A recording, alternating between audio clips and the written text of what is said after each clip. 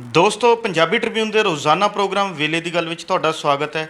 ਮੈਂ ਆਤਿਸ਼ ਗੁਪਤਾ ਤੁਹਾਡੇ ਸਾਹਮਣੇ ਹਾਜ਼ਰ ਹਾਂ ਤੇ ਅੱਜ ਅਸੀਂ ਗੱਲ ਕਰਾਂਗੇ ਦੇਸ਼ ਦੇ 15ਵੇਂ ਰਾਸ਼ਟਰਪਤੀ ਵਜੋਂ ਦ੍ਰੋਪਦੀ ਮੁਰਮੂ ਨੇ ਅੱਜ ਹਲਫ ਲੈ ਲਈ ਹੈ। ਪਹਿਲਾਂ ਤਾਂ ਅਸੀਂ ਅਦਾਰਾ ਪੰਜਾਬੀ ਟ੍ਰਿਬਿਊਨ ਵੱਲੋਂ ਦੀ ਟ੍ਰਿਬਿਊਨ ਵੱਲੋਂ ਉਹਨਾਂ ਦਾ ਸਵਾਗਤ ਕਰਦੇ ਹਾਂ। ਉਹਨਾਂ ਨੂੰ ਬਤੌਰ ਪ੍ਰਧਾਨ ਮੰਤਰੀ ਜਿਹੜਾ ਵਧਾਈ ਦਿੰਦੇ ਹਾਂ ਵੀ ਕਿ ਰਾਸ਼ਟਰਪਤੀ ਚੁਣੇ ਗਏ ਨੇ, ਅਸੀਂ ਵਧਾਈ ਦਿੰਦੇ ਹਾਂ। ਇਸ ਦੇ ਨਾਲ ਹੀ ਜਿਹੜਾ ਹੈਗਾ ਉਹਨਾਂ ਦੇ ਰਾਸ਼ਟਰਪਤੀ ਬਣਨ ਦੇ ਨਾਲ ਜਿਹੜਾ ਦੇਸ਼ ਭਰ ਦੇ ਲੋਕਾਂ ਤੋਂ ਵੱਲੋਂ ਉਹਨਾਂ ਤੋਂ ਕਈ ਤਰ੍ਹਾਂ ਦੀ ਜਿਹੜੀ ਵੱਡੀਆਂ ਉਮੀਦਾਂ ਆਸਾਂ ਜਿਹੜੀਆਂ ਦਿਖਾਈ ਦੇ ਰਹੀਆਂ ਨੇ। ਉਹ ਉਮੀਦਾਂ ਕੀ ਨੇ, ਉਹ ਆਸਾਂ ਕੀ ਨੇ, ਉਸ ਬਾਰੇ ਸਾਡੇ ਨਾਲ ਗੱਲਬਾਤ ਕਰਨ ਲਈ ਵਿਸ਼ੇਸ਼ ਤੌਰ 'ਤੇ ਹਾਜ਼ਰ ਨੇ ਉੱਘੇ ਪੱਤਰਕਾਰ ਸ਼੍ਰੀ ਹਮੀਰ ਸਿੰਘ ਜੀ। ਹਮੀਰ ਜੀ, ਤੁਹਾਡਾ ਬਹੁਤ ਬਹੁਤ ਸਵਾਗਤ ਹੈ ਜੀ। ਜੀ ਸ਼ੁਕਰੀਆ। ਹਮੀਰ ਜੀ, ਅੱਜ ਦੇਸ਼ ਦੇ 15ਵੇਂ ਰਾਸ਼ਟਰਪਤੀ ਵਜੋਂ ਜਿਹੜਾ ਹੈਗਾ ਦ੍ਰੋਪਦੀ ਮੁਰਮੂ ਵੱਲੋਂ ਹਲਫ ਲਿਆ ਗਿਆ।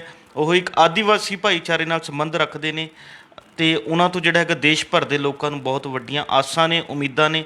ਇਸ ਦੇ ਨਾਲ ਹੀ ਅੱਜ ਰਾਸ਼ਟਰਪਤੀ ਦੀ ਹਲਫ ਲੈਂਦਿਆਂ ਹੀ ਉਹਨਾਂ ਦੇਸ਼ ਦੇ ਲੋਕਾਂ ਦੇ ਨਾਮ ਇੱਕ ਸੁਨੇਹਾ ਦਿੱਤਾ, ਇੱਕ ਸੰਦੇਸ਼ ਦਿੱਤਾ। ਅਸੀਂ ਜਾਣਨਾ ਚਾਹਾਂਗੇ ਉਹਨਾਂ ਨੇ ਕੀ ਸੁਨੇਹਾ ਦਿੱਤਾ। द्रौपदी मुर्मू जी दूसरे महिला ਪ੍ਰੈਜ਼ੀਡੈਂਟ ਨੇ, ਰਾਸ਼ਟਰਪਤੀ ਦੇਸ਼ ਦੇ ਚੁਣੇ ਗਏ ਨੇ। ਇਹ ਠੀਕ ਹੈ ਕਿ ਕਬਾਇਲੀ ਖੇਤਰ 'ਚੋਂ ਪਹਿਲੇ ਔਰਤ ਕੈਂਡੀਡੇਟ ਸੀਗੇ, ਔਰ ਇਹੀ ਨਹੀਂ ਹੈ ਇਕੱਲਾ ਕਿ ਉਹ ਕਬਾਇਲੀ ਖੇਤਰ ਨਾਲ ਸੰਬੰਧਿਤ ਨੇ। ਉਹ MLA ਰਹੇ, ਮੰਤਰੀ ਰਹੇ ਅਤੇ ਉਸ ਤੋਂ ਬਾਅਦ ਗਵਰਨਰ ਵੀ ਝਾਰਖੰਡ ਦੇ ਰਹੇ, ਔਰ ਕਈ ਪੋਸਟਾਂ 'ਤੇ ਉਹਨਾਂ ਦਾ ਜਿਹੜਾ ਕਾਰਗੁਜ਼ਾਰੀ ਹੈ ਉਹ ਸਲਾਹੁਣਯੋਗ ਲੋਕਾਂ 'ਚ ਰਹੀ ਹੈ। ਪਹਿਲਾਂ ਜਦੋਂ ਵੀ ਉਹਨਾਂ ਨੇ ਕੰਮ ਕੀਤੇ ਜਾਂ ਜਿਹੜਾ ਕੰਮ ਵੀ ਉਹਨਾਂ ਨੇ ਕੀਤਾ ਦੱਬੇ ਕੁਚਲੇ ਲੋਕਾਂ ਦੇ ਲਈ ਜਾਂ ਆਪਣੇ ਖਾਸ ਤੌਰ 'ਤੇ ਕਬਾਇਲੀ ਖੇਤਰ ਦੇ ਲੋਕਾਂ ਦੇ ਵਾਸਤੇ ਜਿਸ ਲੈਵਲ ਦੀ ਆਵਾਜ਼ ਉਠਾਈ, ਉਹਦੇ ਕਰਕੇ ਉਹਨਾਂ ਦਾ ਇੱਕ ਰਿਕਾਰਡ, ਉਹਨਾਂ ਦਾ ਇੱਕ ਸਨਮਾਨ ਉਹਨਾਂ ਸਾਰੇ ਲੋਕਾਂ ਦੇ ਵਿੱਚ ਹੈ। ਹੁਣ ਉਹਨਾਂ ਨੂੰ ਦੇਸ਼ ਦੇ ਸਰਵਉੱਚ ਜਿਹੜਾ ਇੱਕ ਅਹੁਦਾ ਹੈ ਉਹਦੇ 'ਤੇ ਬੈਠਣ ਦਾ ਮੌਕਾ ਮਿਲਿਆ। ਅੱਜ ਉਹਨਾਂ ਨੇ ਉਹ ਸੰਭਾਲ ਲਿਆ। ਉਹਨਾਂ ਨੇ ਸਭ ਤੋਂ ਪਹਿਲੀ ਗੱਲ ਤਾਂ ਇਹੀ ਕੀਤੀ ਹੈ ਦੇਸ਼ ਦੇ ਵਿੱਚ ਕਿ ਕੋਈ ਵੀ ਮੇਰੇ ਰਾਸ਼ਟਰਪਤੀ ਬਣਨ ਨਾਲ ਕੋਈ ਗਰੀਬ ਵੀ ਸੁਪਨਾ ਦੇਖ ਸਕਦਾ। ਸੁਪਨਾ ਇਕੱਲਾ ਦੇਖ ਹੀ ਨਹੀਂ ਸਕਦਾ, ਸੁਪਨਾ ਅਮਲ 'ਚ ਵੀ ਆ ਸਕਦਾ ਕਈ ਵਾਰ ਜੇਕਰ ਤੁਸੀਂ ਉਹ ਕਰਦੇ ਹੋ।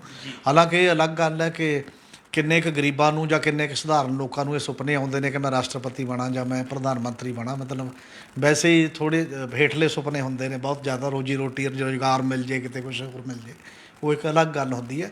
ਪਰ ਹਰ ਕਮਿਊਨਿਟੀ ਦੇ ਵਿੱਚ ਕੁਝ ਲੀਡਰਸ਼ਿਪ ਜ਼ਰੂਰ ਹੁੰਦੀ ਹੈ, ਚਾਹੇ ਉਹ ਗਰੀਬ ਕਮਿਊਨਿਟੀ ਵੀ ਹੋਵੇ, ਭਾਈਚਾਰਾ ਵੀ ਹੋਵੇ। ਕਈ ਵਾਰ ਉਹਨਾਂ ਲਈ ਮੌਕੇ ਮਿਲਦੇ ਨੇ ਅਤੇ ਉਹ ਅੱਗੇ ਚੱਲਦੇ ਨੇ। ਦੂਜੀ ਗੱਲ ਉਹਨਾਂ ਨੇ ਇਹ ਕਹੀ ਹੈ, ਉਸ ਤੋਂ ਬਾਅਦ ਜਿਹੜਾ ਸਾਂਝਾ ਹਾਲ ਸੀ ਜਿਹਦੇ ਵਿੱਚ ਸਾਰੇ ਲੋਕ ਮੌਜੂਦ ਸੀ, ਮੈਂਬਰ ਪਾਰਲੀਮੈਂਟ ਅਤੇ ਬਾਕੀ ਜਿਹੜੇ, ਕਿ ਦੇਸ਼ ਦੀ ਜਮਹੂਰੀਅਤ ਨੂੰ ਚਲਾਉਣ ਦੇ ਲਈ ਤੁਹਾਡੇ ਵਰਗੇ ਸਭ ਦਾ ਹੀ ਸਹਿਯੋਗ ਚਾਹੀਦਾ, ਸਾਰੀਆਂ ਪਾਰਟੀਆਂ ਦਾ, ਸਾਰੇ ਮੈਂਬਰਾਂ ਦਾ, ਸਾਰੇ ਉਹਨਾਂ ਲੋਕਾਂ ਦਾ, ਕਿ ਆਪਾਂ ਜੇ ਇਹਨੂੰ ਬਿਹਤਰ ਤਰੀਕੇ ਦੇ ਨਾਲ ਜਿਸ ਲੈਵਲ 'ਤੇ ਚਲਾਉਣਾ ਤਾਂ ਇਹਨੂੰ ਆਪਾਂ ਇਸ ਤਰੀਕੇ ਨਾਲ ਚਲਾਏ। ਕਿਉਂਕਿ ਹੁਣ ਮੌਕਾ, ਜਿਸ ਮੌਕੇ ਉਹਨਾਂ ਨੇ ਚਾਰਜ ਸੰਭਾਲਿਆ, ਦੇਸ਼ ਕਿੰਨੀਆਂ ਹੀ ਸਮੱਸਿਆਵਾਂ ਨਾਲ ਜੂਝ ਰਿਹਾ, ਅਨੇਕ ਤਰ੍ਹਾਂ ਦੀਆਂ। ਔਰ ਰਾਸ਼ਟਰਪਤੀ ਕੋਲ ਵੀ ਲੋਕ ਜਾਂਦੇ ਨੇ ਡੈਲੀਗੇਸ਼ਨ ਲੈ ਕੇ, ਪ੍ਰਧਾਨ ਮੰਤਰੀ ਜਾਂ ਬਾਕੀ ਜਗ੍ਹਾ ਦੇ ਕੋਲ ਵੀ ਜਾਂਦੇ ਨੇ। ਔਰ ਜਿਸ ਲੈਵਲ ਦੀਆਂ ਸਮੱਸਿਆਵਾਂ ਵੱਧ ਰਹੀਆਂ ਨੇ, ਰੁਜ਼ਗਾਰ ਦਾ ਸਵਾਲ ਹੈ, ਮਤਲਬ ਮਹਿੰਗਾਈ ਦਾ ਸਵਾਲ ਹੈ, ਵੱਖ-ਵੱਖ ਟਾਈਪ ਦੇ ਹੋਰ ਖਾਸ ਤੌਰ 'ਤੇ ਘੱਟ ਗਿਣਤੀ ਭਾਈਚਾਰੇ, ਕਬਾਇਲੀ ਭਾਈਚਾਰੇ, ਵੱਖ-ਵੱਖ ਲੋਕਾਂ ਦੇ ਜਿਹੜੇ ਵੱਡੇ ਵੱਡੇ ਮਸਲੇ ਨੇ ਉਸ ਪੱਧਰ ਦੇ ਉੱਤੇ, ਉਹ ਬਹੁਤ ਵੱਡੇ ਮਾਮਲੇ ਦੇ ਨੇ। ਇਹ ਠੀਕ ਹੈ ਕਿ ਜਿਹੜੇ ਰਾਸ਼ਟਰਪਤੀ ਨੇ ਸਾਡੇ, ਉਹ ਜਦੋਂ ਚੁਣੇ ਜਾਂਦੇ ਨੇ ਇੱਕ ਵਿਸ਼ੇਸ਼ ਕਾਲਜ ਦੇ ਰਾਹੀਂ ਚੁਣੇ ਜਾਂਦੇ ਨੇ। ਉਹਨਾਂ ਦੀ ਤਾਕਤ ਜਿਹੜੀ ਸੰਵਿਧਾਨਕ ਤੌਰ 'ਤੇ ਸਭ ਤੋਂ ਉੱਚੀ ਹੈ, ਪਰ ਪ੍ਰੈਕਟੀਕਲੀ ਕੰਮ ਜਿਹੜਾ ਹੈ ਨੋਰਮਲੀ ਜਿਹੜੇ ਦੇਸ਼ ਦੀ ਮੰਤਰੀ ਮੰਡਲ ਹੈ ਪਾਰਲੀਮੈਂਟ ਦੇ ਰਾਹੀਂ, ਕਿਉਂਕਿ ਸੰਸਦੀ ਸ਼ਾਸਨ ਪ੍ਰਣਾਲੀ ਦੇ ਵਿੱਚ ਹਮੇਸ਼ਾ ਚੁਣੀਆਂ ਹੋਈਆਂ ਸਰਕਾਰਾਂ ਜਿਹੜੀਆਂ ਮੇਜਰ ਰੋਲ ਨਿਭਾਉਂਦੀਆਂ ਨੇ ਤਾਕਤ ਦੇ ਪੱਖ ਤੋਂ, ਬਾਕੀ ਦੇ ਸਿਫਾਰਸੀ ਰੋਲ ਹੁੰਦੇ ਨੇ ਮਤਲਬ ਉਸ ਮਾਮਲੇ ਦੇ ਵਿੱਚ। ਪਰ ਫਿਰ ਵੀ ਕੁਝ ਮੌਕੇ ਇਹੋ ਜਿਹੇ ਆਉਂਦੇ ਹੁੰਦੇ ਨੇ ਜਦੋਂ ਉਹ ਆਪਣੇ ਆਪ ਵੀ ਭੂਮਿਕਾ ਵੱਡੀ ਨਿਭਾ ਸਕਦੇ ਨੇ। ਕਈ ਮਾਮਲਿਆਂ 'ਤੇ ਸੰਕੇਤਕ ਭੂਮਿਕਾ ਵੱਡੀ ਹੁੰਦੀ ਹੈ, ਕਈ ਮਾਮਲਿਆਂ 'ਤੇ ਪ੍ਰੈਕਟੀਕਲ ਭੂਮਿਕਾ ਵੀ ਵੱਡੀ ਨਿਭਾਈ ਜਾ ਸਕਦੀ ਸਾਡੇ ਸੰਵਿਧਾਨ ਦੇ ਮੁਤਾਬਕ ਵੀ, ਔਰ ਸਾਡੇ ਸਾਰੇ ਉਸ ਮਾਮਲੇ ਦੇ ਵਿੱਚ ਵੀ। ਇਹ ਇੱਕ ਗੱਲ ਹੁਣ ਦੇਖਣ ਵਾਲੀ ਹੋਏਗੀ ਕਿ ਕਿਸ ਲੈਵਲ 'ਤੇ ਰਾਸ਼ਟਰਪਤੀ ਕਿਹੜੀ ਗੱਲ ਲਈ ਜਾਣੇ ਜਾਣਗੇ ਅੱਗੇ। ਜਿਵੇਂ ਅਬਦੁਲ ਕਲਾਮ ਜਾਣੇ ਜਾਂਦੇ ਸੀ ਕਿ ਉਹ ਬੱਚਿਆਂ 'ਚ ਜਾਂਦੇ ਨੇ, ਆਉਂਦੇ ਨੇ, ਦੇਸ਼ ਲਈ ਆਹ ਕਰਦੇ ਨੇ, ਅਲੱਗ-ਅਲੱਗ ਦਾ ਅਲੱਗ-ਅਲੱਗ ਇਮੇਜ ਹੁੰਦਾ। ਅਤੇ ਇਹਨਾਂ ਤੋਂ ਉਮੀਦਾਂ ਜਿਹੜੀਆਂ ਨੇ ਵੱਖ-ਵੱਖ ਟਾਈਪ ਦੇ ਲੋਕਾਂ ਦੀਆਂ, ਕਬਾਇਲੀਆਂ ਦੀਆਂ ਸਭ ਤੋਂ ਜ਼ਿਆਦਾ ਰਹਿਣਗੀਆਂ, ਬਾਕੀ ਦੇਸ਼ ਦੀਆਂ ਵੀ ਉਮੀਦਾਂ ਜਿਹੜੀਆਂ ਉਸ ਪੱਧਰ 'ਤੇ ਰਹਿਣਗੀਆਂ। ਜੀ ਹਮੀਰ ਜੀ, ਦੇਸ਼ ਦੇ ਵਿੱਚ ਕਬਾਇਲੀ ਇਲਾਕੇ ਨੂੰ ਬਿਲਕੁਲ ਹੀ ਨਜ਼ਰਅੰਦਾਜ਼ ਕੀਤਾ ਗਿਆ ਸੀ ਅਤੇ ਦ੍ਰੋਪਦੀ ਮੁਰਮੂ ਕਬਾਇਲੀ ਇਲਾਕੇ ਨਾਲ ਹੀ ਸੰਬੰਧ ਰੱਖਦੇ ਨੇ। ਅਸੀਂ ਜਾਣਨਾ ਚਾਹਾਂਗੇ ਵੀ ਕਿ ਉਹਨਾਂ ਅੱਗੇ ਮੁੱਖ ਮੰਗਾਂ, ਮੁੱਦੇ ਕਿਹੜੇ ਅਜਿਹੇ ਰਹਿਣਗੇ ਵੀ ਕਿ ਜਿਨ੍ਹਾਂ ਨੂੰ ਮੁੱਖ ਤੌਰ 'ਤੇ ਜਿਹੜਾ ਹੈਗਾ ਸੁਲਝਾਉਣਾ ਜ਼ਰੂਰੀ ਹੈ ਜਾਂ ਉਹਨਾਂ ਬਾਰੇ ਗੱਲਬਾਤ ਕਰਨੀ ਬਹੁਤ ਜ਼ਰੂਰੀ ਹੈ। ਇਸ ਸਮੇਂ ਜਿਹੜਾ ਕਬਾਇਲੀ ਖੇਤਰ ਦਾ ਸਭ ਤੋਂ ਜ਼ਿਆਦਾ ਭਖੇ ਹੋਏ ਮੁੱਦੇ ਨੇ, ਜਾਂ ਕਾਫੀ ਸਾਲਾਂ ਤੋਂ, ਅੱਜ ਨਹੀਂ ਮਤਲਬ ਕਈ ਸਾਲਾਂ ਤੋਂ ਲਗਾਤਾਰ ਚੱਲਦੇ ਆ ਰਹੇ ਨੇ, ਕਬਾਇਲੀ ਆਬਾਦੀ ਵੀ ਲਗਭਗ ਸਾਡੇ ਟੋਟਲ ਆਬਾਦੀ ਦਾ 8% ਹੈ ਤੇ ਉਹ 10 12 13 ਕਰੋੜ ਦੀ ਜਿਹੜੀ ਪਾਪੂਲੇਸ਼ਨ ਹੈ ਜਿਹੜੀ ਉਹ ਹੈ, ਜਿਹਨੂੰ ਸਾਡੀ ਨਜ਼ਰ 'ਚ ਜਿਹੜੇ ਆਮ ਬੰਦੇ ਨੇ, ਜਿਹੜੇ ਪੜ੍ਹੇ ਲਿਖੇ ਜਾਂ ਇੱਧਰਲੇ ਬੰਦੇ ਜਿਹੜੇ ਉਹ ਕਬੀਲਿਆਂ 'ਚ ਨਹੀਂ ਰਹਿੰਦੇ, ਉਹ ਕਹਿੰਦੇ ਨੇ ਉਹ ਪਛੜੇ ਹੋਏ ਨੇ। ਪਰ ਉਹਨਾਂ ਦੀ ਇੱਕ ਜ਼ਿੰਦਗੀ ਹੈ, ਇੱਕ ਆਪਣੀ ਜੀਵਨ ਜਾਂਚ ਹੈ, ਤੇ ਉਹ ਜੀਵਨ ਜਾਂਚ ਦੇ ਵਿੱਚ ਉਹਨਾਂ ਦਾ ਸਭ ਤੋਂ ਜਿਹੜਾ ਬੁਨਿਆਦੀ ਮੁੱਦਾ ਉਹ ਜਲ, ਜੰਗਲ ਤੇ ਜ਼ਮੀਨ ਹੈ ਕਿ ਉਹ ਇੱਕਮਿਕ ਨੇ। ਮਤਲਬ ਕੁਦਰਤ ਦੇ ਨਾਲ ਉਹਨਾਂ ਦਾ ਜੀਵਨ ਇੰਨਾ ਜ਼ਿਆਦਾ ਜੁੜਿਆ ਹੋਇਆ, ਉਹਨਾਂ ਨੂੰ ਲੱਗਦਾ ਕਿ ਇਹਦੇ ਤੋਂ ਬਿਨਾਂ ਸਾਡਾ ਜ਼ਿੰਦਗੀ ਹੋ ਨਹੀਂ ਸਕਦੀ। ਇਸੇ ਕਰਕੇ ਜੇ ਅਸੀਂ ਦੇਖਦੇ ਹਾਂ, ਰੁੱਖ ਦੇਖਦੇ ਹਾਂ, ਜ਼ਮੀਨ ਦੀ ਤਸਵੀਰ ਦੇਖਦੇ ਹਾਂ, ਜਿਹੋ ਜਿਹੀ ਹੈਗੀ ਸੀ ਕੁਦਰਤੀ ਤੌਰ 'ਤੇ ਉਹੀ ਜਿਹੀ ਉਹ ਜ਼ਮੀਨ ਹੈ। ਔਰ ਬਾਕੀ ਦੀਆਂ ਚੀਜ਼ਾਂ ਜੇਕਰ ਦੇਖਦੇ ਹਾਂ, ਮਿਲ ਵਰਤਣ, ਆਪਸਦਾਰੀ, ਜਿਹੜੇ ਰੀਤੀ ਰਿਵਾਜ, ਉਹ ਕੇਵਲ ਬਹੁਤੇ ਟਰਾਈਬਲ ਖੇਤਰ 'ਚ ਹੀ ਬਚ ਗਏ ਨੇ। ਮਤਲਬ ਬਾਕੀ ਜਗ੍ਹਾ ਤਾਂ ਅਸੀਂ ਰੁੱਖ ਵੀ ਕੱਟ ਤੇ ਬਹੁਤ ਬੁਰੀ ਤਰ੍ਹਾਂ, ਕੋਈ ਲੜਾਈ ਨਹੀਂ ਹੁੰਦੀ, ਅਸੀਂ ਸਗੋਂ ਵਿਕਾਸ ਦੇ ਨਾਂ 'ਤੇ ਇਹ ਸਮਝਦਾ ਕਿ ਕਿੰਨੀ ਕੁ ਤਰੱਕੀ ਕਰ ਲਈ, ਕੱਟੀ ਜਾ ਰਹੇ ਹਾਂ, ਉਹਦੇ 'ਤੇ ਆਵਾਜ਼ ਵੀ ਉਨੀ ਨਹੀਂ ਉੱਠਦੀ। ਚੇਤਨਤਾ ਦਾ ਲੈਵਲ ਉਹ ਨਹੀਂ ਹੈ ਜਿਹੜਾ ਲੈਵਲ ਜਲ, ਜੰਗਲ, ਜ਼ਮੀਨ ਲਈ ਕਬਾਇਲੀ ਖੇਤਰਾਂ ਦਾ। ਔਰ ਇਸੇ ਕਰਕੇ ਉਹਨਾਂ ਨੂੰ ਮੇਰਾ ਖਿਆਲ ਹੈ ਨਵੇਂ ਰਾਸ਼ਟਰਪਤੀ ਤੋਂ ਇਸ ਕਰਕੇ ਵੀ ਜ਼ਿਆਦਾ ਉਮੀਦ ਹੋਏਗੀ ਕਿਉਂਕਿ ਜਦੋਂ ਇਹ ਝਾਰਖੰਡ ਦੇ ਰਾਜਪਾਲ ਸੀਗੇ ਜੀ, ਉੱਥੇ ਝਾਰਖੰਡ 'ਚ ਬੀਜੇਪੀ ਦੀ ਉਹ ਗੌਰਮੈਂਟ ਸੀ, ਐਸੇ ਗੌਰਮੈਂਟ ਤੋਂ ਪਹਿਲਾਂ ਦੀ ਗੱਲ ਹੈ।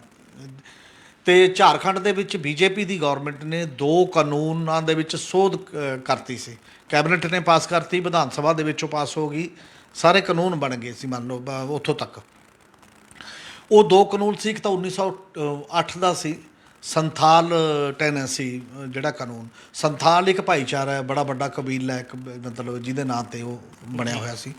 ਉਹਨਾਂ ਕਾਨੂੰਨਾਂ ਦੇ ਤਹਿਤ ਇੱਕ ਦੂਸਰਾ ਕਾਨੂੰਨ ਇਸ ਦੇ ਲਈ ਸੀ ਜਿਹੜੇ ਕਾਨੂੰਨ ਦੇ ਵਿੱਚ, ਦੋਨੇ ਕਾਨੂੰਨਾਂ ਦਾ ਮੇਨ ਗੱਲ ਇਹ ਸੀ ਕਿ ਹੁਣ ਤੱਕ ਸਪੈਸ਼ਲ ਕਾਨੂੰਨ ਦੇ ਹੋਣ ਦੇ ਕਾਰਨ ਕਬਾਇਲੀ ਬੈਲਟ ਦੀਆਂ ਜਿਹੜੀਆਂ ਗ੍ਰਾਮ ਸਭਾਵਾਂ ਨੇ ਜਾਂ ਆਪਣੀਆਂ ਸੰਸਥਾਵਾਂ ਨੇ, ਉਹਨਾਂ ਦੀ ਮਨਜ਼ੂਰੀ ਤੋਂ ਬਿਨਾਂ ਕੋਈ ਵੀ ਸੂਬਾ ਸਰਕਾਰ ਜਾਂ ਕੇਂਦਰ ਸਰਕਾਰ ਉੱਥੇ ਦੀਆਂ ਚੀਜ਼ਾਂ ਨਾਲ ਛੇੜਛਾੜ ਨਹੀਂ ਕਰ ਸਕਦੀ ਜੀ। ਉਹ ਕਾਨੂੰਨਾਂ ਦਾ ਵਿੱਚ ਇਹ ਤਾਕਤ ਮਿਲੀ ਹੋਈ ਸੀ ਗ੍ਰਾਮ ਸਭਾਵਾਂ ਨੂੰ।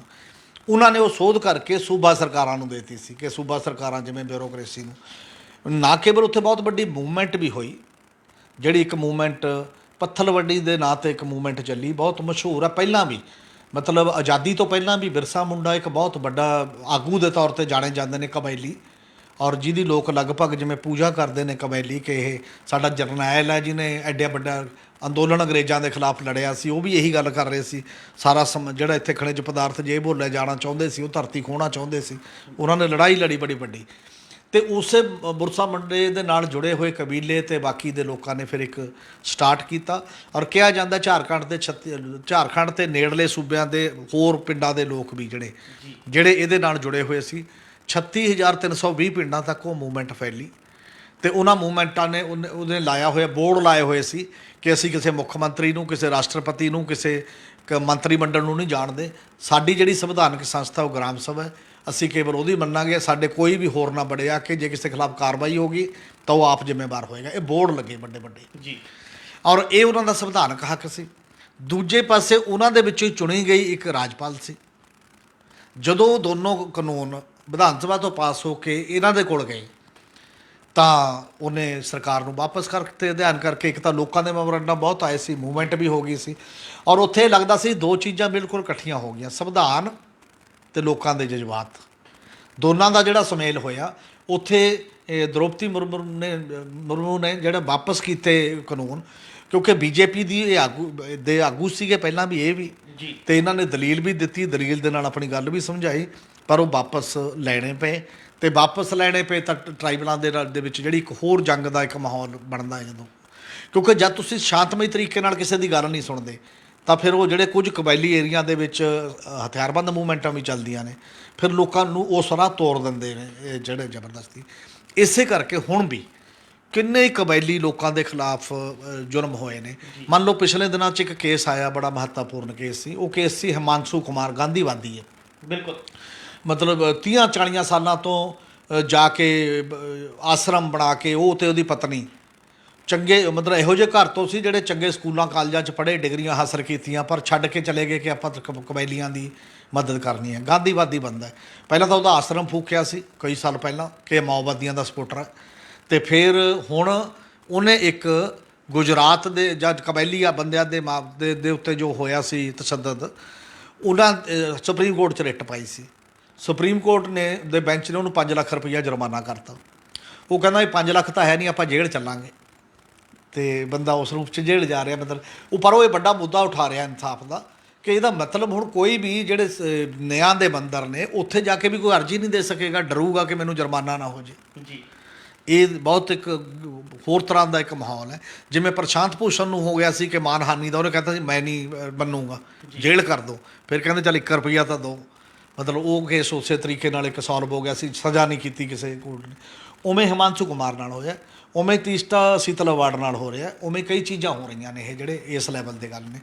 ਕੀ ਨਵੇਂ ਰਾਸ਼ਟਰਪਤੀ, ਕਿਉਂਕਿ ਉਹਨਾਂ ਨੂੰ ਪਤਾ ਹੈ ਬਹੁਤ ਟਾਈਪ ਦੀ ਜ਼ਿੰਦਗੀ, ਟਫ ਜ਼ਿੰਦਗੀ 'ਚੋਂ ਆਏ ਨੇ, ਬਾਕੀ ਦੀਆਂ ਜ਼ਿੰਦਗੀਆਂ ਨੇ, ਔਰ ਇਸੇ ਤਰ੍ਹਾਂ ਕਬਾਇਲੀ ਲੋਕਾਂ 'ਚ ਹੀ ਕੰਮ ਕਰਨ ਦੇ ਕਰਕੇ ਕਿੰਨੇ ਹੀ ਲੋਕ ਜੇਲ੍ਹਾਂ 'ਚ ਨੇ ਜੂਏ ਪੀਏ ਲਾ ਕੇ। ਜੀ ਚਾਹੇ ਉਹ ਸੁਧਾ ਭਾਰਦਵਾਜ ਹੈ, ਗੌਤਮ ਨੌਲਖਾ ਹੈ, ਬਰਬਰਾ ਰਾਓ ਹੈ, ਵੱਖ-ਵੱਖ ਟਾਈਪ ਦੇ 15-16 ਬੰਦੇ। ਸਟੇਨ ਸਵਾਮੀ ਦੀ ਡੈਥ ਹੋ ਗਈ ਇਸੇ ਕਰਕੇ, ਅੰਦਰ ਦਵਾਈ ਵੀ ਨਹੀਂ ਦੇ ਰਹੇ ਸੀ, ਮਤਲਬ ਉਹ ਇੱਕ ਨਾਲੀ ਲੈਣ ਲਈ ਵੀ ਕੋਰਟ 'ਚ 2-3 ਵਾਰ ਪੇਸ਼ੀਆਂ ਪਈਆਂ ਕਿ ਉਹ ਤੋਂ ਪੀਤਾ ਨਹੀਂ ਜਾਂਦਾ ਲਿਕੁਇਡ, ਵੈਸੇ ਉਹ ਕਰਾਂ। ਉਹ ਇੱਕ ਤਾਂ ਸੈਕਸ਼ਨ ਆਫ ਸੋਸਾਇਟੀ ਹੈ ਜਿਹਦੀ ਉਮੀਦ ਬਹੁਤ ਵੱਡੀ ਹੋਏਗੀ ਕਿ ਜੇ ਰਾਸ਼ਟਰਪਤੀ ਕਿਸੇ ਤਰੀਕੇ ਦਖਲ ਦੇ ਸਕੇ, ਚਾਹੇ ਸਿੰਬੋਲਿਕ ਹੁੰਦਾ ਪਰ ਜਦੋਂ ਰਾਏ ਕਰਦਾ ਰਾਸ਼ਟਰਪਤੀ ਦੀ ਰਾਏ ਨੂੰ ਕੋਈ ਸੁੱਟ ਪਾਉਣ ਵਾਲੀ ਨਹੀਂ ਹੁੰਦੀ। ਦੂਜੀ ਹੁੰਦੀ ਆ ਜਿਹੜੇ ਮਰਸੀ ਪਟੀਸ਼ਨਾਂ ਪਈਆਂ ਹੁੰਦੀਆਂ ਨੇ ਰਾਸ਼ਟਰਪਤੀਆਂ ਦੇ ਕੋਲ, ਜੀ ਕਿਸੇ ਨੂੰ ਫਾਂਸੀ ਦੀਆਂ ਸਜ਼ਾ ਹੋਈਆਂ ਨੇ ਤੇ ਫਾਂਸੀ ਦੀ ਸਜ਼ਾ ਹੋਈਆਂ ਨੇ ਤੇ ਉਹਦੇ ਤੇ ਕੋਈ ਫੈਸਲੇ ਨਹੀਂ ਹੁੰਦੇ। 10-10 20-20 ਸਾਲ ਪੈਂਡਿੰਗ ਛੱਡ ਕੇ ਰਾਸ਼ਟਰਪਤੀ ਆਈ ਨਿਕਲ ਜਾਂਦੇ ਨੇ ਵੀ ਚਲੋ ਜੀ ਛੱਡੋ, ਜਿਵੇਂ ਹੁਣੇ ਰਾਸ਼ਟਰਪਤੀ ਸਾਡੇ ਚਲੇ ਗਏ, ਜੀ ਹੋਰ ਵੀ ਕਈ ਇੱਦੋਂ ਪਹਿਲਾਂ ਵਾਲੇ ਵੀ ਮੈਂ ਨਹੀਂ ਇਹਨੂੰ ਮੰਨਦਾ। ਤੇ ਹਾਲਾਂਕਿ ਉਹਦੇ 'ਚ ਇਹ ਹੋਣਾ ਹੁੰਦਾ ਕਿ ਗ੍ਰਹਿ ਮੰਤਰੀ ਨੇ ਜਿਹੜੇ ਕੇਂਦਰੀ ਗ੍ਰਹਿ ਮੰਤਰਾਲਾ ਉਹ ਪਲੱਸ ਕੈਬਨਿਟ ਉਹਨਾਂ ਨੇ ਭੇਜਣੇ ਹੁੰਦੇ ਨੇ। ਪਰ ਜੇ ਰਾਸ਼ਟਰਪਤੀ ਕਹੇ ਕਿ ਮੇਰੇ ਕੋਲ ਪੜੀ ਹੈ ਪੈਂਡਿੰਗ ਜਿਹੜੀ ਹੈ ਨਾ ਭਾਈ, ਉਹਨਾਂ ਨੂੰ ਭੇਜੋ, ਆਪਾਂ ਉਹਨਾਂ ਦਾ ਕੋਈ ਨਾ ਕੋਈ ਫੈਸਲਾ ਕਰੀਏ।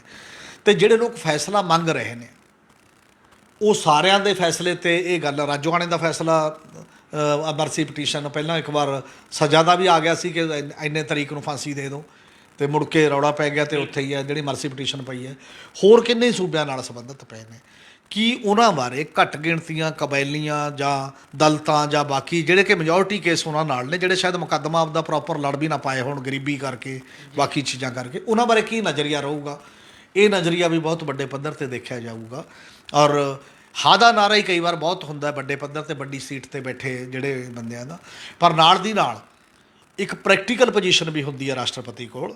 ਜੇ ਕਿਤੇ ਦੀ ਸਰਕਾਰ ਟੁੱਟ ਗਈ, ਮੰਨ ਲਓ ਓਵਰਆਲ ਸਰਕਾਰਾਂ 'ਚ ਨੈਸ਼ਨਲ ਲੈਵਲ 'ਤੇ ਕੋਈ ਕ੍ਰਾਈਸਿਸ ਆ ਗਿਆ, ਤਾਂ ਕਈ ਮਾਮਲਿਆਂ ਕੋਲ ਰਾਸ਼ਟਰਪਤੀ ਕੋਲ ਡਿਸਕ੍ਰਿਸ਼ਨਰੀ ਪਾਵਰ ਵੀ ਹੁੰਦੀ ਹੈ, ਜਿਹੜੀਆਂ ਗੱਲਾਂ 'ਤੇ ਉਹ ਆਪਣੇ ਫੈਸਲੇ ਕਰ ਸਕਦੇ ਨੇ।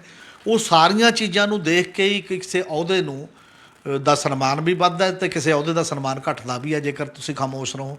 ਅਤੇ ਇਹਦੇ 'ਤੇ ਜਿਹੜੀ ਕਾਰਗੁਜ਼ਾਰੀ ਹੈ ਉਹਦੀ ਉਮੀਦ ਮੇਰੇ ਖਿਆਲ ਲੋਕਾਂ ਨੂੰ, ਕਿਉਂਕਿ ਜਿਹੜੀਆਂ ਵਰਗਾਂ 'ਚੋਂ ਤੁਸੀਂ ਆਏ ਹੁੰਦੇ ਹੋ ਉਹਨਾਂ 'ਤੇ ਇੱਕ ਹੇਠੋਂ ਉੱਠ ਕੇ ਉਹ ਤਕਲੀਫਾਂ ਨੂੰ ਜਾਣਦਾ ਹੋਇਆ ਬੰਦਾ ਜਿਹੜਾ ਜਿਵੇਂ ਵੱਧਦਾ ਹੈ, ਖਾਸ ਤੌਰ 'ਤੇ ਔਰਤਾਂ ਦੇ ਇੰਨੇ ਜ਼ਿਆਦਾ ਮਸਲੇ ਨੇ, ਉਹਨਾਂ ਦੇ ਤਾਂ ਕਿੰਨੇ ਬਿੱਲ ਨੇ, ਕਿੰਨੇ ਕਾਨੂੰਨ ਦੇ ਸਵਾਲ ਨੇ, ਔਰ ਉਹ ਸਵਾਲ ਵੀ ਔਰਤਾਂ 'ਚੋਂ ਅਤੇ ਔਰਤਾਂ 'ਚੋਂ ਵੀ ਕਬਾਇਲੀ ਔਰਤ ਦੇ ਤੌਰ ਦੇ ਉੱਤੇ, ਇਹ ਸਾਰੀਆਂ ਚੀਜ਼ਾਂ ਨੂੰ ਜੋੜ ਕੇ ਮੇਰੇ ਖਿਆਲ ਹੈ ਇੱਕ ਉਮੀਦ ਜਿਹੜੀ ਲੋਕਾਂ ਦੀ ਬਣੀ ਵੀ ਰਹੂਗੀ। ਅਤੇ ਉਹ ਕਿੰਨਾ ਉਹਦੇ 'ਤੇ ਨਿਭਦੇ ਨੇ, ਕਿੰਨਾ ਨਹੀਂ ਨਿਭਦੇ, ਔਰ ਕਈ ਵਾਰ ਇਤਿਹਾਸ ਵੀ ਸਿਰਜ ਜਾਂਦੇ ਨੇ ਕਈ ਬੰਦੇ ਆਪਦੀਆਂ ਪੋਸਟਾਂ 'ਤੇ ਬੈਠ ਕੇ।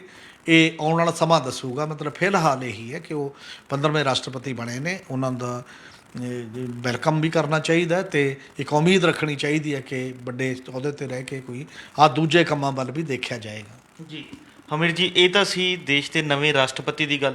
ਇਸ ਦੇ ਨਾਲ ਹੀ ਗੱਲ ਕਰੀਏ ਇੱਕ ਪੰਜਾਬ ਦੇ ਨਾਲ ਜੁੜੇ ਹੋਏ ਵੱਡੇ ਮਸਲੇ ਦੀ, ਤਾਂ ਪੰਜਾਬ ਵਿਜੀਲੈਂਸ ਬਿਊਰੋ ਵੱਲੋਂ ਪਿਛਲੇ ਦਿਨੀ ਸਾਬਕਾ ਜੰਗਲਾਤ ਮੰਤਰੀ ਸਾਧੂ ਸਿੰਘ ਧਰਮਸੋਤ ਨੂੰ ਗ੍ਰਿਫਤਾਰ ਕੀਤਾ ਗਿਆ। ਉਸੇ ਮਾਮਲੇ 'ਚ ਇੱਕ ਹੋਰ ਸਾਬਕਾ ਜੰਗਲਾਤ ਮੰਤਰੀ ਸੰਗਤ ਸਿੰਘ ਗਿੱਲ ਜੀਆਂ ਦੇ ਵੀ ਨਾਮਜ਼ਦ ਕੀਤਾ ਗਿਆ ਸੀ। ਭਾਵੇਂ ਉਹਨਾਂ ਦੀ ਗ੍ਰਿਫਤਾਰੀ ਨੂੰ ਲੈ ਕੇ ਲੰਬੇ ਸਮੇਂ ਤੋਂ ਜਿਹੜਾ ਇੱਕ ਵਿਵਾਦ ਚੱਲ ਰਿਹਾ ਸੀ, ਅੱਜ ਹਾਈ ਕੋਰਟ ਵੱਲੋਂ ਉਹਨਾਂ ਨੂੰ ਰਾਹਤ ਦੇ ਦਿੱਤੀ ਗਈ ਹੈ। ਇਸ ਬਾਰੇ ਵੀ ਜ਼ਰੂਰ ਚਾਨਣਾ ਪਾਓ। ਜਿਹੜਾ ਜੰਗਲਾਂ ਦੀ ਕੱਟ ਕਟਾਈ ਸੀ ਜਿਹਦੇ 'ਚੋਂ ਪੈਸੇ ਮਿਲਦੇ ਸੀ, ਔਰ ਇਹ ਕਿਹਾ ਸੀ ਵਿਜੀਲੈਂਸ ਨੇ ਕਿ ਦੋਨੋਂ ਮੰਤਰੀ, ਕਿਉਂਕਿ ਪਹਿਲਾਂ ਸਾਧੂ ਸਿੰਘ ਧਰਮਸੋਤ ਸੀ, ਜਦੋਂ ਅਮਰਿੰਦਰ ਸਿੰਘ ਬਦਲੇ ਚੰਨੀ ਸਰਕਾਰ ਆਈ ਅਤੇ ਉਦੋਂ ਸੰਗਤ ਸਿੰਘ ਗਿੱਲ ਜੀਆਂ ਨੂੰ ਮਿਨਿਸਟਰ ਬਣਾਤਾ ਸੀ। ਉਹ ਕਹਿੰਦੇ ਵੀ ਦੂਜੇ ਮਿਨਿਸਟਰ ਨੇ ਵੀ ਉਹੀ ਰਫ਼ਤਾਰ ਜਾਰੀ ਰੱਖੀ, ਬਲਕਿ ਕੁਝ ਵਧਾਤਾ ਸੀ, ਮਤਲਬ ਕੁਝ ਹੋਰ ਚੀਜ਼ਾਂ ਪਤਾ ਲੱਗ ਗਈਆਂ ਵੀ ਇੱਧਰੋਂ ਵੀ ਪੈਸੇ ਮਿਲ ਸਕਦੇ ਨੇ, ਇੱਧਰੋਂ ਵੀ। ਉਹ ਜਿਹੜਾ ਸਾਰਾ ਮਾਹੌਲ ਚੱਲਦਾ ਸੀ, ਜਦੋਂ ਇੱਕ FIR ਕੱਟੀ ਜਾਂਦੀ ਹੈ, ਇੱਕ ਮੰਤਰੀ, ਸਾਬਕਾ ਮੰਤਰੀ ਤੁਸੀਂ ਫੜ ਲਿਆ, ਔਰ ਉਹਦੇ ਨਾਂ 'ਤੇ ਉਹ ਕਈ ਅਧਿਕਾਰੀ ਵੀ ਫੜੇ ਗਏ ਜਿਹੜੇ ਕਹਿੰਦੇ ਸੀ ਕਿ ਜਿਹੜੇ ਤਰਤੀਬ ਦੇ ਵਿੱਚ ਪੈਸਿਆਂ ਦੀ ਇੱਕ ਕੜੀ ਬਣੀ ਹੋਈ ਸੀ। ਤਾਂ ਇਹ ਵੀ ਇੱਕ ਗੱਲ ਸਮਝ ਤੋਂ ਬਾਹਰ ਹੈ ਕਿ ਇੱਕ ਦੂਜਾ ਮੰਤਰੀ ਉਹ ਇੰਨਾ ਲੰਮਾ ਸਮਾਂ, ਜਿੰਨਾ ਚਿਰ ਉਹਨੂੰ ਕੋਰਟ ਤੋਂ ਰਾਹਤ ਨਹੀਂ ਮਿਲ ਗਈ, ਗ੍ਰਿਫਤਾਰ ਕਿਉਂ ਨਹੀਂ ਹੋਇਆ, ਕਿਤੇ ਗਿਆ ਸੀ, ਕੀ ਸੀ, ਜਾਂ ਉਹਦੇ ਬਾਰੇ ਵੀ ਇੱਕ ਤਾਂ ਜਾਣਕਾਰੀ ਵਿਜੀਲੈਂਸ ਨੂੰ ਲੋਕਾਂ ਨਾਲ ਸਾਂਝੀ ਕਰਨੀ ਚਾਹੀਦੀ ਹੈ। ਜੀ ਦੂਜੀ ਗੱਲ, ਵਿਜੀਲੈਂਸ ਨੇ ਮੰਤਰੀ ਦੀ ਬਜਾਏ ਨਾਲ ਉਹਦਾ ਭਤੀਜਾ ਫੜ ਲਿਆ ਸੀ, ਜੀ ਦਲਜੀਤ ਸਿੰਘ, ਜਿਹੜਾ ਉਹ ਤਾਂ ਅੰਦਰ ਹੈ ਹੁਣ ਵੀ, ਜਿਹੜਾ ਭਤੀਜਾ ਫੜਿਆ ਹੋਇਆ ਸੀ। ਉਦੋਂ ਵੀ ਵੱਡੀ ਗੱਲ ਇੱਕ ਗੱਲ ਹੋਰ ਹੈ ਕਿ ਅੱਜ ਹਾਈ ਕੋਰਟ ਸੀ, ਪਹਿਲਾਂ ਵੀ ਪੇਸ਼ੀ ਹਾਈ ਕੋਰਟ ਸੀ, ਅੱਜ 25 ਜੁਲਾਈ ਤੱਕ ਦੀ ਰਾਹਤ ਦਿੱਤੀ ਗਈ ਸੀ, ਗ੍ਰਿਫਤਾਰੀ ਤੇ ਰੋਕ ਲੱਗੀ ਸੀ। ਜੀ ਅੱਜ ਵੀ ਪੰਜਾਬ ਦੀ ਸਰਕਾਰ ਨੇ ਜਾਂ ਵਿਜੀਲੈਂਸ ਨੇ ਹੋਰ ਟਾਈਮ ਮੰਗ ਰਿਹਾ ਜਵਾਬ ਫਾਈਲ ਕਰਨ ਦੇ ਵਾਸਤੇ, ਤੇ ਤੁਸੀਂ ਹੋਰ ਜਵਾਬ ਕਿੰਨਾ ਚਿਰ ਮੰਗੀ ਜਾਓਗੇ? ਜੀ ਮਤਲਬ ਜੇਕਰ ਇਹਦਾ ਮਤਲਬ ਤੁਹਾਡੀ ਤਿਆਰੀ ਨਹੀਂ ਜਾਂ ਤਾਂ ਕੇਸ ਬਾਰੇ ਪ੍ਰਪੇਅਰ ਨਹੀਂ ਹੋ। ਜੇ ਤੁਹਾਡੀ ਤਿਆਰੀ ਨਹੀਂ ਇੰਨੇ ਲੰਮੇ ਸਮੇਂ 'ਚ ਵੀ ਕੇਸ ਬਾਰੇ ਪ੍ਰਪੇਅਰ ਨਹੀਂ ਹੋ, ਤਾਂ ਤੁਸੀਂ ਕੀ ਮਤਲਬ ਉਮੀਦ ਰੱਖਦੇ ਹੋ ਕਿ ਸਰਕਾਰ ਕੱਲ੍ਹ ਨੂੰ ਚਲਾਨ ਪੇਸ਼ ਹੋਊਗਾ, ਚਲਾਨ ਜਾ ਕੇ ਸਜ਼ਾ ਤੱਕ ਜਾਊਗਾ, ਉਸ ਅੰਜਾਮ ਤੱਕ ਜਾਂ ਨਹੀਂ ਜਾਊਗਾ? ਇਹ ਸਰਕਾਰ ਦੀ ਤੇ ਵਿਜੀਲੈਂਸ ਦੀ ਕਾਰਗੁਜ਼ਾਰੀ ਤੇ ਬਹੁਤ ਵੱਡਾ ਸਵਾਲੀਆ ਨਿਸ਼ਾਨ ਹੈ। ਹੁਣ ਉਹਨਾਂ ਨੂੰ ਸੰਗਤ ਸਿੰਘ ਗਿਲਚੀਆਂ ਨੂੰ ਮਤਲਬ 13 ਸਤੰਬਰ ਤੱਕ ਜਿਹੜਾ ਰਾਹਤ ਮਿਲ ਗਈ ਹੈ ਗ੍ਰਿਫਤਾਰੀ ਤੋਂ, ਜੀ ਹੈ ਨਾ। ਔਰ ਉਹ ਸਾਰੇ ਮਾਮਲੇ ਦੇ ਵਿੱਚ ਹੁਣ ਦੇਖਣਾ ਇਹੀ ਹੈ ਕਿ ਕਿਸ ਤਰੀਕੇ ਦੇ ਨਾਲ ਸਰਕਾਰ ਕੇਸ ਬਣਦੀ ਹੈ। ਔਰ ਮੈਨੂੰ ਤਾਂ ਇਹ ਵੀ ਲੱਗਦਾ ਕਿ ਹੌਲੀ ਹੌਲੀ ਫਿਰ ਕਿਤੇ ਦੂਜੇ ਸਾਧੂ ਸਿੰਘ ਵੀ ਰਿਟਾਇਰ, ਉਹ ਕਹਿੰਦੇ ਵੀ ਦੂਜਾ ਬੰਦਾ ਤਾਂ ਦੇਖੋ ਜੀ, ਨਾ ਇਹਨਾਂ ਨੇ ਫੜਿਆ, ਨਾ ਕੋਈ ਗੱਲ ਹੋਈ, ਤੇ ਨਾ ਚਲਾਨ 'ਚ ਉਸ ਲੈਵਲ ਦੀ ਕਮਜ਼ੋਰੀ ਹੈ, ਤੇ ਕੇਵਲ ਰੌਲਾ ਰੱਪਾ ਰਹਿ ਜੇ ਤੇ ਮੁੜ ਕੇ ਕੁਝ ਵੀ ਨਾ ਹੋਏ, ਮਤਲਬ ਪ੍ਰੈਕਟੀਕਲੀ ਉਸ ਮਾਮਲੇ ਤੱਕ ਜਾਂਦਾ। ਇਹ ਚੀਜ਼ ਨੂੰ ਦੇਖਣਾ ਬਹੁਤ ਜ਼ਰੂਰੀ ਹੈ। ਔਰ ਜੇਕਰ ਇਹ ਸਰਕਾਰ ਸੀਰੀਅਸ ਹੈ ਤਾਂ ਅਗਲੀ ਪੇਸ਼ੀ ਤੋਂ 2 ਹਫ਼ਤਿਆਂ ਦਾ ਟਾਈਮ ਦਿੱਤਾ, ਅੱਗੇ ਜਦੋਂ ਦੇਣਾ ਤੇ ਕਿਵੇਂ ਕੀ ਕਰਦੇ ਨੇ ਇਹ ਉਦੋਂ ਬਾਅਦ ਦਾ ਸਵਾਲ ਹੈ। ਪਰ ਇਹ ਗੱਲ ਜ਼ਰੂਰ ਹੈ, ਸਵਾਲ ਤੇ ਸਰਕਾਰ ਦੇ ਵੱਲ ਉਂਗਲ ਜ਼ਰੂਰ ਉੱਠੇਗੀ ਇਸ ਮਾਮਲੇ 'ਚ ਕਿ ਤੁਸੀਂ ਜਵਾਬ ਕਿਉਂ ਨਹੀਂ ਫਾਈਲ ਕਰ ਸਕਦੇ। ਜਵਾਬ ਦਾ ਵਾ ਹਾਈ ਕੋਰਟ ਜਦੋਂ ਮੰਗਦੀ ਹੈ 2 ਪੇਸ਼ੀਆਂ 'ਤੇ ਵੀ ਨਹੀਂ ਕਰ ਸਕਦੇ। ਇਹ ਮਤਲਬ ਸਰਕਾਰ ਨੂੰ ਉਹਨਾਂ ਅਫਸਰਾਂ ਨੂੰ ਵੀ ਪੁੱਛਣਾ ਚਾਹੀਦਾ ਜੀ, ਤੇ ਆਪਣੀ ਛਵੀ ਵੀ ਬਚਾਉਣ ਦੇ ਵਾਸਤੇ ਇਹਦੇ 'ਤੇ ਮਿਹਨਤ ਵੀ ਕਰਨੀ ਪਏਗੀ। ਜੀ ਇਹ ਸਨ ਸਾਡੇ ਸੀਨੀਅਰ ਪੱਤਰਕਾਰ ਸ਼੍ਰੀ ਹਮੀਰ ਸਿੰਘ ਜੀ, ਜਿਨ੍ਹਾਂ ਨੇ ਆਪਣੇ ਵਡਮੁੱਲੇ ਵਿਚਾਰ ਸਾਡੇ ਨਾਲ ਸਾਂਝੇ ਕੀਤੇ। ਕੱਲ੍ਹ ਨੂੰ ਇਸੇ ਸਮੇਂ ਇੱਕ ਨਵੇਂ ਮੁੱਦੇ ਦੇ ਨਾਲ ਫਿਰ ਮਿਲਾਂਗੇ ਪ੍ਰੋਗਰਾਮ ਵੇਲੇ ਦੀ ਗੱਲ ਵਿੱਚ। ਧੰਨਵਾਦ।